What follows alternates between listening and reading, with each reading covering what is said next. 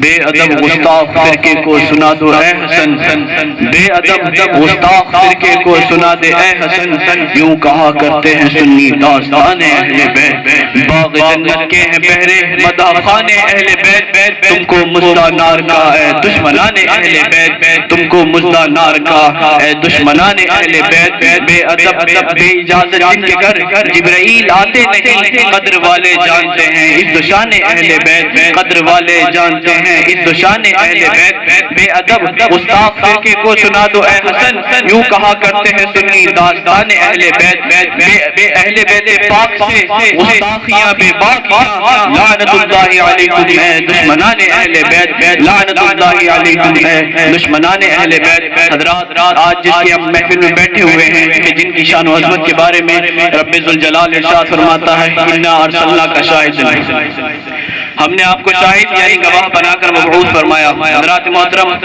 آج کے دور میں کچھ نااہل ایسے پیدا ہو گئے ہیں جو خود کو مسلمان بھی کہتے ہیں مگر مصطفیٰ جان رحمت کے علم غیب کا انکار بھی کرتے ہیں۔ تو میں نے آیت کی تلاوت کی، انا ارسلناک شاہدا، آیت کا آغاز ہوتا ہے انا ارسلناک شاہدا، تو میں نبی کریم صلی اللہ علیہ وسلم کے علم غیب کا انکار کرنے والوں کا سمجھتا تھا کہ شاید ان کی عربی کمزور ہو، کیونکہ میں نے ان کی تفسیریں پڑھا تو یا کا ترجمہ لکھا ہوا تھا اے اور ایو کا ترجمہ بھی لکھا ہوا تھا اور نبی کا ترجمہ خالی نبی لکھا ہوا تھا، اور میں نے سوچا اگر ان کی عربی کمزور ہوتی تو یہ پورے قرآن کا ترجمہ کیسے کرتے۔ میں نے سوچا ان کی عربی کمزور نہیں، ان کا ایمان ہی کمزور ہے، ان کا عقیدہ ہی کمزور ہے۔ اگر آپ کو ایسا شخص ملے کہ تمہارے نبی کے پاس کا علم غیب تھا تو اس سے کہہ دینا تو لفظ نبی کا مطلب ہی ہے جان لے، تجھ کو پتہ لگ جائے گا، کیونکہ لفظ نبی کا مطلب ہی ہے غیب کی خبر دینے والا۔ اب میں نے اپنے آقا امام عاشقہ محقق کے دوران علامہ السما فخر العیا یسیر الحسا معتمد عالم معلم فقیہ تاج العلماء تاج الحکماء سراج الصلحاء سراج الفقہاء صاحب فہم و ثقہ کشتہ عشق رسول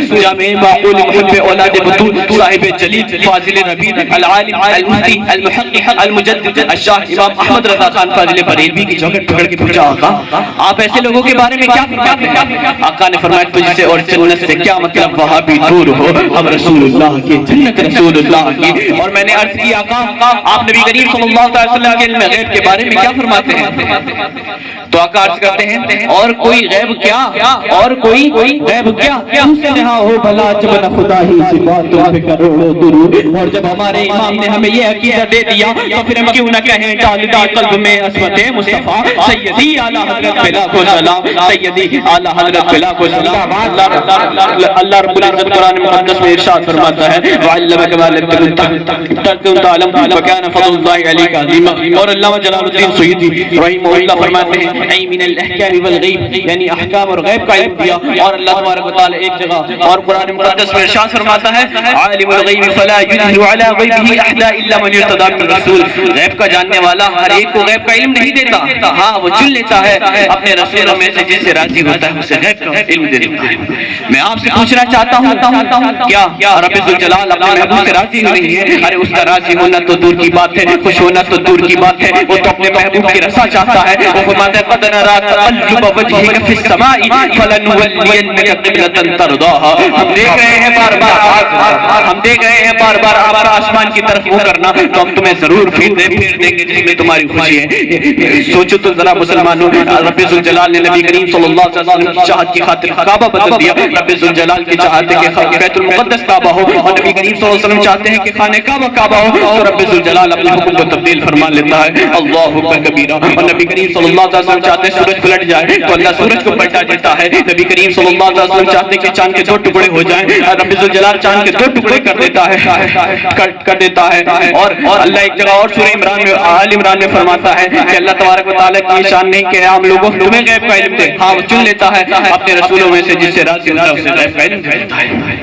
یاد رکھنا مسلمانوں، اگر کوئی آئے اور کہے تمہارے نبی کے پاس غیب کا علم نہیں تھا، جس طریقے سے بیٹا اپنے باپ کے بارے میں کچھ نہیں سن سکتا، اسی طریقے سے سچاج کے رسول اپنے نبی کے بارے میں کچھ نہیں سن سکتا، اگر ایسا ہوا تو ہم خاموش نہ بیٹھیں گے۔ وہ پتلا دو گستاخ نبی کو مر مٹنے کا جذبہ کل بھی تھا اور آج بھی ہے، اور لوگ کہتے ہیں نبی سے محبت کرو گے تو مارے جاؤ گے، اتنی محبت کرو گے تو مارے جاؤ گے۔ ہم کہتے ہیں ہم نے ابا جائیں گے محبت سے جانے جائے گی اور کیا ہوگا۔ باپ نعرے تکبیر، نعرے تالا جشن میلاد النبی عظمت مصطفیٰ زندہ باد۔ اور آج کل میں دیکھ رہا ہوں وائرل ہونے کی بہت سی پلیٹ فارم ہے جس میں سے یوٹیوب ہے، اور کیا کر رہے ہیں آج کل لوگ یوٹیوب پہ چینل بنا لیا ہے، کمرہ 10x10، سامنے 4 کتابیں رکھ لی اور تاریخ کے حساب سے صحابہ کے فیصلے کر رہے ہیں۔ یاد رکھنا مسلمانوں، ان کے بھی چاہنے والے بہت ہیں، اس کا نام ہے مرزا پیغمبر، ان کے بھی چاہنے والے بہت ہیں۔ یاد رکھنا مسلمانوں، اگر کوئی کہے فلاں تاریخ میں آیا ہے ابو بکر عمر طلحہ زبیر و معاویہ نے اہل بیت پر ظلم کیا، وہ ساری تاریخ وہ سارے پیران کرام اٹھاؤ دریا میں ڈال دو، دریا بند کر دو، کیونکہ اللہ نے فرما دیا رضی اللہ عنہ ورضوا عنہ، اللہ ان سے راضی ہے، وہ اللہ سے راضی ہے۔ عقیدہ قرآن و حدیث سے بنتا ہے، تاریخ سے نہیں بنتا۔ عقیدہ قرآن و حدیث سے بنتا ہے، تاریخ سے نہیں بنتا، ورنہ قوم نے بھیجا تھا پارلیمنٹ مسلمانوں کی حفاظت کے لیے، وہاں ناکام ثابت ہو گئے، اور آگے کوئی خطابت کر کے ماموں گیری نہیں چلے گی۔ او حرام خور عبید اللہ، عبید اللہ نہیں ہے، تو اللہ ہے، کیونکہ حضرت امیر معاویہ کو ماموں کسی مولوی نے نہیں کہا بلکہ حضرت عبداللہ ابن عباس نے کہا ہے۔ اور سنو، آج کل کچھ لوگ ایسے بھی ہیں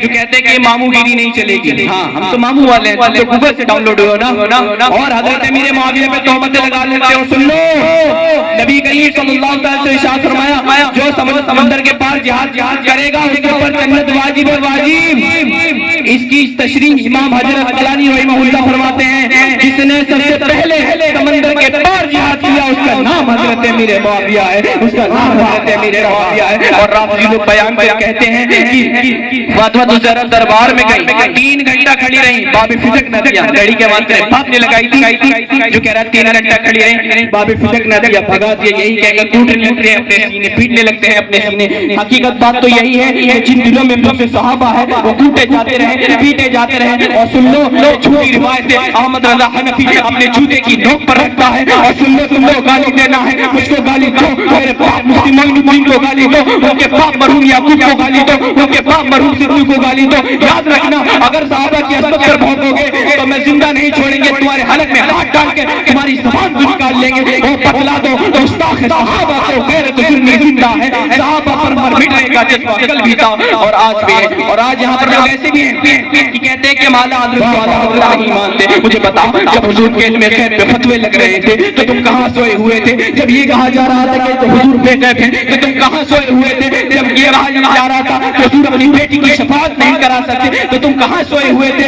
تو اور کہیں نہیں، بریلی سے احمد رضا ہی آیا تھا۔ مجھے بتا کہ کبھی اعلیٰ حضرت نے اپنی ذات کے لیے ایک لائن بھی لگی ہے، اگر اپنا تعارف کیا بھی ہے تو کس طرح کیا ہے؟ سرکار اعظم تجھ سے در سے سگ سے مجھ کو نہیں، گردن میں بھی ہے تو ہے ڈورا تیرا۔ اور اگر کسی کی تعریف بیان کی ہے تو مصطفیٰ جان رحمت کی بیان کی ہے۔ میرے امام فرماتے ہیں سر تاب قدم ہے تن سلطان میں سمن پھول لب پھول بدن پھول سہن پھول لقن پھول احمد واللہ واللہ جو مل جائے میرے گل کا پسینہ مانگے نہ کبھی عطر نہ پھر چاہے دلہن پھول۔ اور امام فرماتے ہیں دندان لب سرخ رخ شہ کی فدائی ہے در عدل لال یمل عشق حسن پھول۔ اور ایک اعلیٰ حضرت کا لکھا ہوا کلام اس کو سب سے زیادہ اچھا لگتا ہے۔ سرکار فرماتے ہیں یہ سمن یہ سوسن یا سمن یہ بنفش سنبل نسترن بل سر بلالا بھرا چمن وہی ایک جلوہ ہزار ہے۔ وہ نہ تھا تو باغ میں کچھ نہ تھا، وہ نہ ہو تو باغ میں سب فنا، وہ آدم میں جمال و سرے بلا کہ میں نام لوں گل پاک پاک